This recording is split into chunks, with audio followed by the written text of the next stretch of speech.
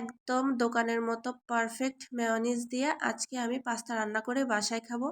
তো এটা এতটাই মজার, এত কম সময়ে বানানো যায়, একদম মনে হয় যেন রেস্টুরেন্ট থেকে কিনে আনা। তো যাই হোক, আপনাদের সাথে শেয়ার করব আজকে কিভাবে আমি মেয়োনিজটা বানাই। তো এখানে আমি একটি ডিম নিয়ে নিলাম। একটি ডিমের জন্য 1 চামচ গুঁড়া দুধ দিতে হবে। আর তারপরে দিয়ে দিব হচ্ছে চিনি। চিনি আপনাদের স্বাদ মতো বুঝে শুনে দিবেন। আমি 1.5 চামচের মতো চিনি দিয়ে দিয়েছি। আর দিয়ে দিলাম সামান্য একটু গোলমরিচের গুঁড়া। আর একটি ডিমের জন্য কিন্তু 1 কাপ তেল দিতে হবে। রেগুলার যে চায়ের কাপ, এই কাপের 1 কাপ তেল। তো সব কিছু দেওয়ার পরে তেলটা আমি একটু একটু করে দিব আর ব্লেন্ড করতে থাকবো। একবারেই কিন্তু দেওয়া যাবে না, তেলটা আমি 3 ভাগে ভাগ করে দিব। এভাবে করে আমি একটু একটু করে ব্লেন্ড করতে থাকবো।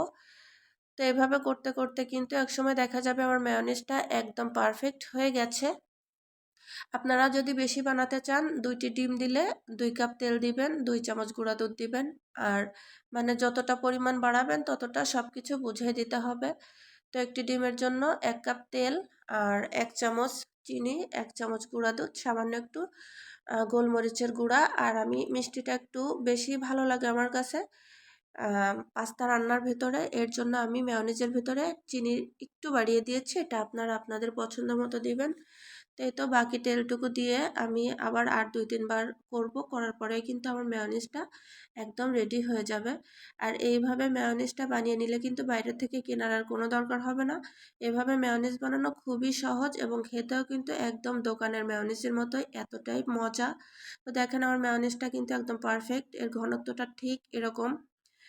তো এখন এটা আমি এক সাইডে রেখে দিব। তারপরে আমি আগে থেকে পাস্তা সেদ্ধ করে রেখেছিলাম।